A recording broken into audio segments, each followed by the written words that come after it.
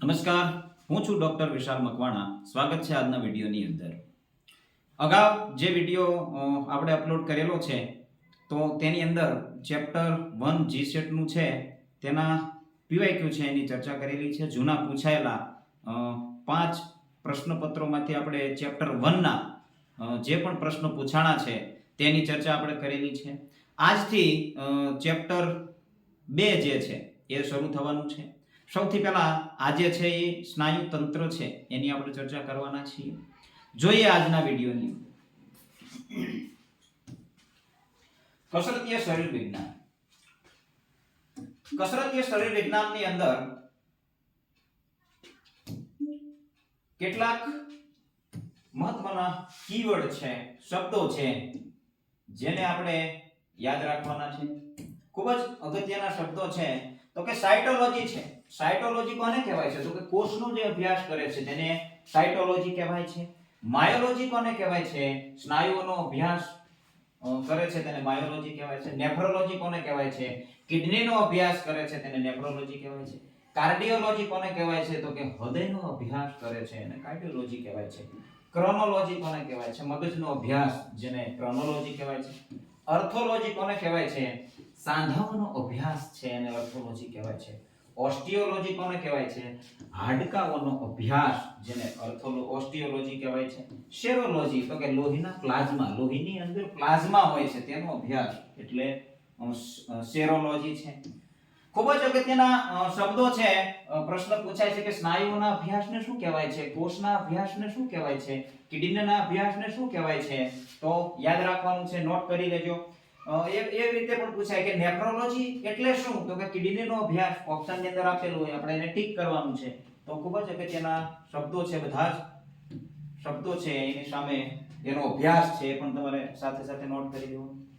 Video છે એને pose કરી અને નોટ. આજથી આજે છે સ્નાયુતંત્ર. સ્નાયુતંત્રની આજે આપણે ચર્ચા કરવાના છીએ. ચેપ્ટર 2 જીસેટ ની અંદર ખૂબ જ અગત્યનો ટોપિક છે. આજે ચેપ્ટર 2 જે છે એની અંદરથી વધારેમાં વધારે પ્રશ્નો પૂછાતા હોય છે. એટલા માટે ખૂબ જ અગત્યનું ચેપ્ટર આપણા માટે બની રહે છે. તો સ્નાયુતંત્રની અંદર આપણા શરીરમાં લગભગ 600 થી 650 જેટલા સ્નાયુઓ હોય છે. કેટલા સ્નાયુઓ હોય છે એવું પૂછાઈ શકે છે. 600 થી 650 જેટલા સ્નાયુઓ આપણા શરીરની અંદર હોય છે. આપણા શરીરના વજનના 40 થી 45% ભાગમાં સ્નાયુ હોય છે. કેટલા ભાગમાં સ્નાયુ હોય છે? આપણો શરીરનો વજન હોય છે એમાંથી એના 40 થી 45% વજન માત્ર સ્નાયુઓનો જ હોય છે. એટલા માટે એ પણ યાદ રાખવાનું છે. સ્નાયુઓના 75% ભાગમાં જે સ્નાયુ હોય છે એના 75% ભાગમાં પાણી હોય છે. શું હોય છે? પાણી હોય છે. અને 20% ભાગમાં પ્રોટીન હોય છે. શું હોય છે? પ્રોટીન. અને 5% બચેલો ભાગ છે એની અંદર કાર્બનિક પદાર્થો હોય છે. અન્ય બાકીના જે કાર્બનિક પદાર્થો છે તે હોય છે. એટલે 75% ભાગમાં શું હોય છે? પાણી હોય છે. અને બાકી 20% છે એ ભાગ શું હોય છે? પ્રોટીન હોય છે. અને 5% વધ્યું છે ઈ કાર્બનિક પદાર્થનો બનેલો હોય છે. એટલે સ્નાયુઓની અંદર પાણી, પ્રોટીન અને કેટલાક અન્ય કાર્બનિક પદાર્થો છે એનાથી આખું સ્નાયુ બને છે. યાદ રાખવાનું છે. આટલા તત્વો છે એ સ્નાયુની અંદર હોય છે. ખૂબ જ અગત્યનું છે. આ જે છે ઈ આપણા શરીરના સ્નાયુઓ છે એનું આખું સ્ટ્રક્ચર છે. આગળના સ્નાયુઓ છે, પાછળના સ્નાયુ છે. ખૂબ જ અગત્યના સ્નાયુ છે. તમે નેટ ઉપરથી પણ આ છે ડાઉનલોડ કરી શકો છો અને વિડિયોને પોઝ કરી પણ આ બધા છે એને જોઈ શકો છો. અહીંયા જે સ્નાયુ છે પેક્ટોરલિસ મેજર કહેવાય છે. છાતીના સ્નાયુ છે. સેરેટોસ એન્ટેરિયર છે. લેટિસમસ ડોર્સી છે. જો અહીંયા થોડો ભાગ છે, બાકી પીઠની બાજુ આવે છે સ્નાયુ. જો અહીંયા લેટિસમસ ડોર્સી એટલે પીઠની બાજુ લેટિસમસ ડોર્સી છે એ આવે છે. એવી રીતે ઘણા બધા મહત્વના સ્નાયુઓ છે. દરેક સ્નાયુ ખૂબ જ અગત્યના છે. ટ્રેપેઝિયસ છે. અહીંયા જે હોય છે ગરદનનો સ્નાયુ હોય છે. જો આ ટ્રેપેઝિયસ છે. ડેલ્ટોઇડ છે. શોલ્ડરની અંદર, ખંભાની અંદર ડેલ્ટોઇડ સ્નાયુ છે. બાયસેપ્સ છે. હાથનો જે આ ઉપરનો સ્નાયુ હોય છે, આગળનો આ બાજુનો સ્નાયુ હોય છે, ઉપરનો સ્નાયુ અને બાયસેપ્સ કહેવાય છે. ટ્રાઇસેપ્સ હાથ ઉપરના હાથની જે પાછળની બાજુ હોય છે એને ટ્રાઇસેપ્સ કહેવાય છે. એવી રીતે એડક્ટર લોંગસ છે. એડક્ટર મેગ્નસ છે. અહીંયા સાથળની પાછળના સ્નાયુ છે. આ આગળનો સ્નાયુ છે. અહીંયા સાઈડમાં જે સ્નાયુ છે એને કહેવાય છે વાસ્ટસ લેટરાલિસ છે, અહીંયા જે સ્નાયુ છે વાસ્ટસ લેટરાલિસ છે, રેક્ટસ ફીમોરિસ છે, અહીંયા ફીમર હાડકું આવે છે. એટલે ફીમર નામ આવે એટલે સમજવાનું કે પગનું અને જાંઘના ભાગનું હાડકું છે. વાસ્ટસ મીડિયાલિસ છે, એ પણ સાથળનું સ્નાયુ છે, ખૂબ જ અગત્યના સ્નાયુ છે. અહીંયા આ સ્નાયુ છે એને એબ્ડોમિનલ કહેવાય છે. રેક્ટસ એબ્ડોમિનલ, રેક્ટસ એટલે કે સીધું જે છે ઉપર આખો સ્નાયુ છે જેને આપણે એપ્સ કહીએ છીએ, તો રેક્ટસ એબ્ડોમિનસ કહેવાય છે. તો આ ખૂબ જ અગત્યના સ્નાયુ છે.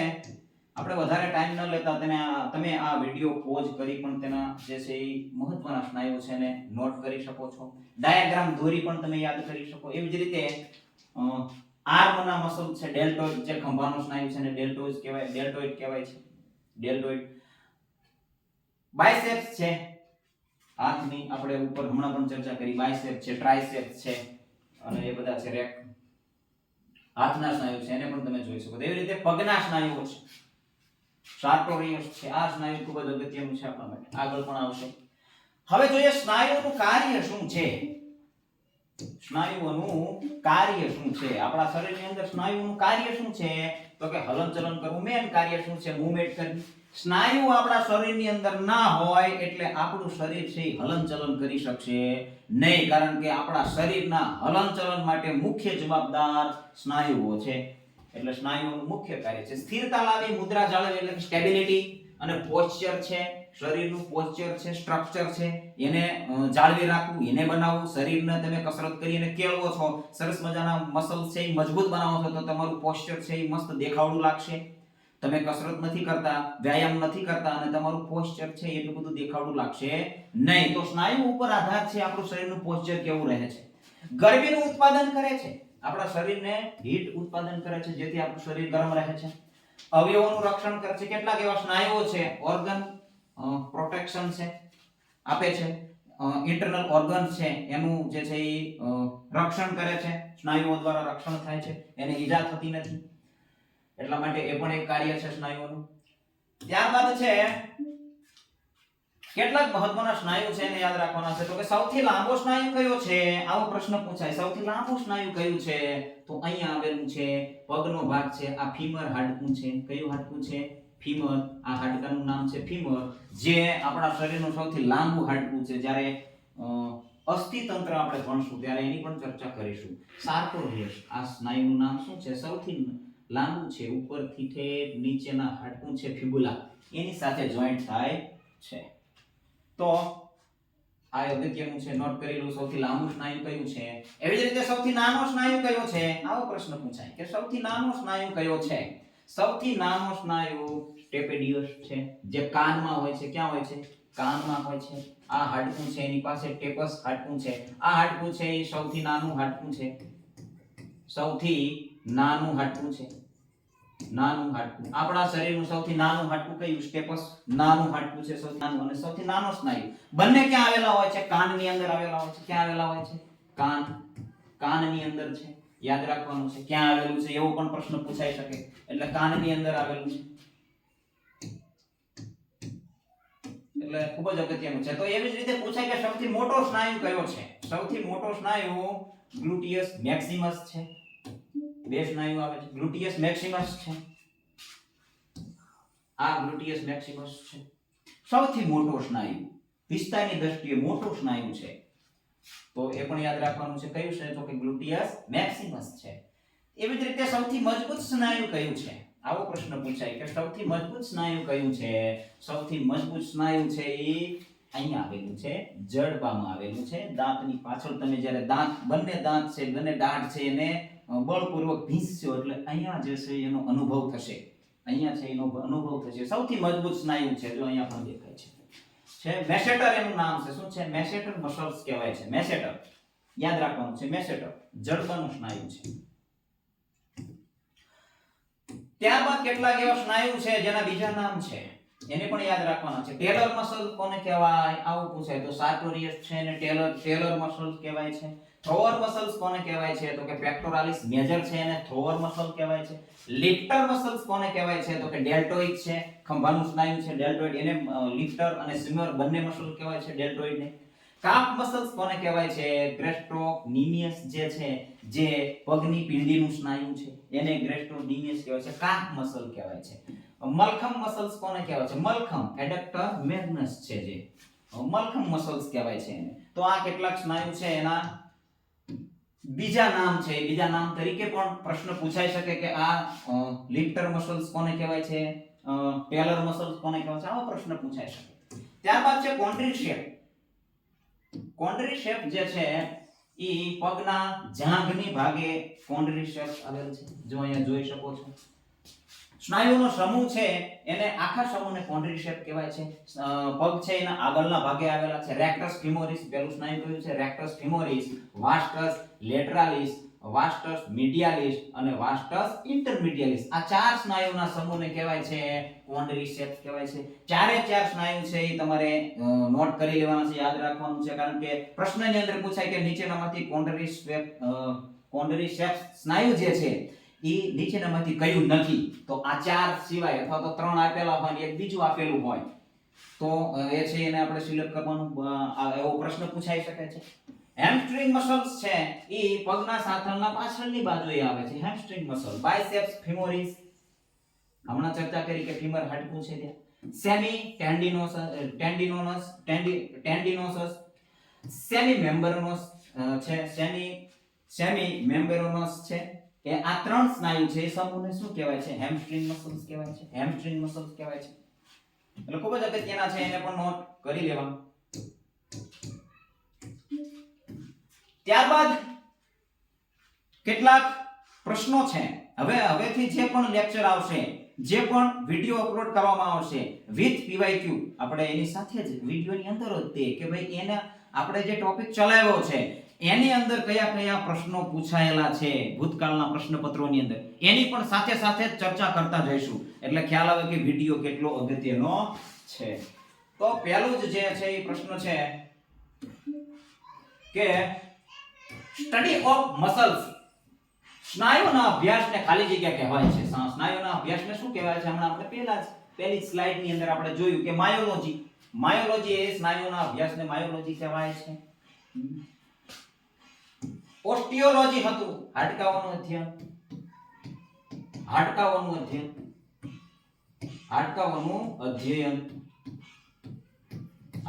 અધ્યયન છે એને ઓસ્ટિયોલોજી કહેવાય છે. તો ખૂબ જ અગત્યનું છે, યાદ રાખવાનું છે. એવી જ રીતે બીજો પ્રશ્ન છે કે what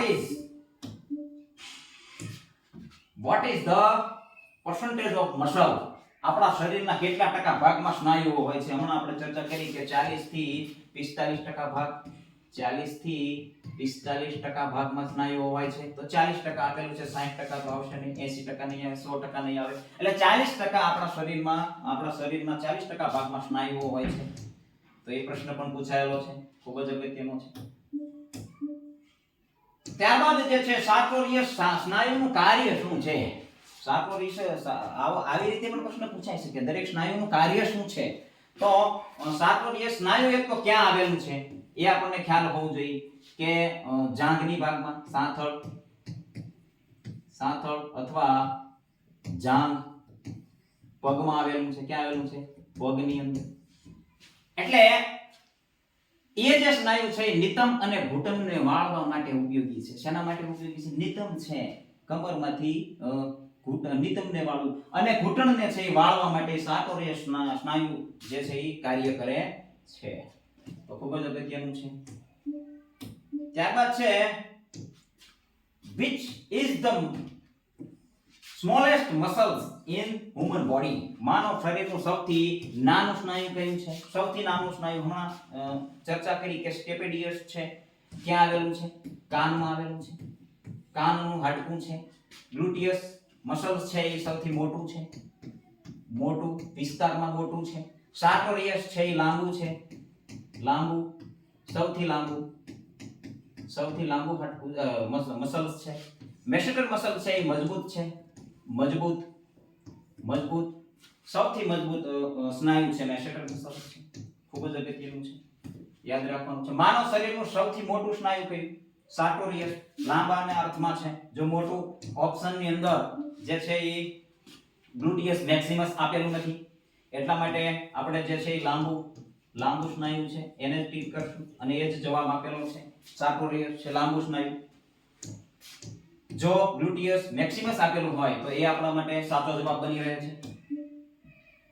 ત્યારબાદ આપણા શરીરની અંદર જે છે chemical composition of muscles content તો કેટલું હતું આપણે જોયું હતું 75% પાણી હતું, 20% પ્રોટીન હતું અને 5% અન્ય કાર્બનિક પદાર્થ હતો. તો આપણો જવાબ છે એ ડી બની રહે છે. 75% ભાગમાં પાણી છે સ્નાયુના અને 20% ભાગમાં પ્રોટીન છે અને 5% અન્ય કાર્બનિક પદાર્થો આવેલા છે. એટલે આ પણ ખૂબ જ અગત્યનું છે. જોઈ શકો છો પ્રશ્નો પૂછાયેલા છે.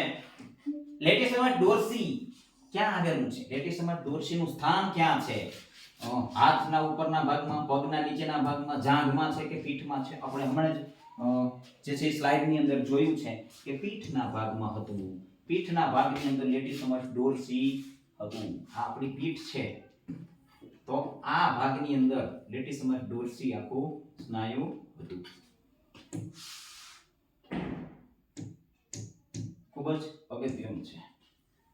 સ્નાયુ જે છે આપણે ચિત્ર જે છે હમણાં ડાયાગ્રામ હતા એની અંદર પીઠ પાછળના પણ સ્નાયુ હતા અને આગળના બાજુના પણ જેટલા સ્નાયુ હતા એ બધા હતા. એ બધા જ સ્નાયુ છે એનું સ્થાન ખાસ કરીને યાદ રાખવું.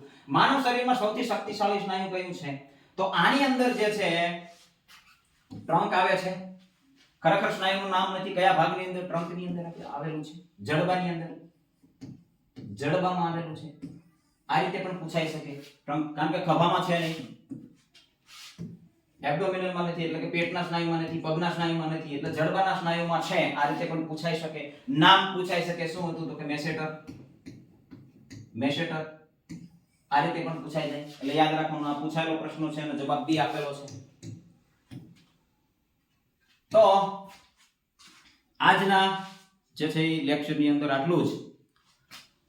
અગાઉનો વિડિયો છે એ પણ તમે જોયો ના હોય તો એને પણ જોઈ લેજો કારણ કે એમાં પણ ચેપ્ટર 1 ના બધા જ પીવાયક્યુ છે. કઈ પૂછાયેલા પ્રશ્નો છે છેલ્લા 5 વર્ષના 5 પેપરના તો એ બધાની ચર્ચા આપણે કરેલી છે. આજથી જે છે એ બીજા ચેપ્ટરની શરૂઆત થયેલી છે. એટલે બીજું ચેપ્ટર છે. હવેથી જે પણ વિડિયો આવશે એની અંદર આપણે વિથ પીવાયક્યુ વિડિયોની જે માહિતી છે એની સાથે પીવાયક્યુ પણ એની સાથે આપણે જોડેલા છે જેથી કરી અને પૂછાયેલા પ્રશ્નો છે એની પણ ચર્ચા થતી રહે. અને વિડિયો જે છે એ જીસેટ ની જે કોઈ પણ તૈયારી કરે છે એ વિડિયો જે જોવે છે એ કોમેન્ટની અંદર જણાવી દે કારણ કે મને પણ ખ્યાલ આવે કે કેટલા વ્યક્તિઓ છે, કેટલા સ્ટુડન્ટ છે જે જીસેટ ની તૈયારી કરી રહેલા છે અને આ વિડિયો જોવે છે અને અગત્યનો વિડિયો છે એ ખૂબ જ ગમ્યો હોય તો એને લાઈક પણ કરી દેજો, શેર પણ કરી દેજો. જે કોઈ પણ જીસેટ ની તૈયારી કરે છે, શારીરિક શિક્ષણ વિષયની અંદર તૈયારી કરે છે તો એમના સુધી પણ આ વિડિયો છે એને પહોંચાડો. આજના વિડિયોની અંદર બસ આટલું જ. જય હિન્દ, જય ભારત. બન્યા રહેજો આ ચેનલની અંદર.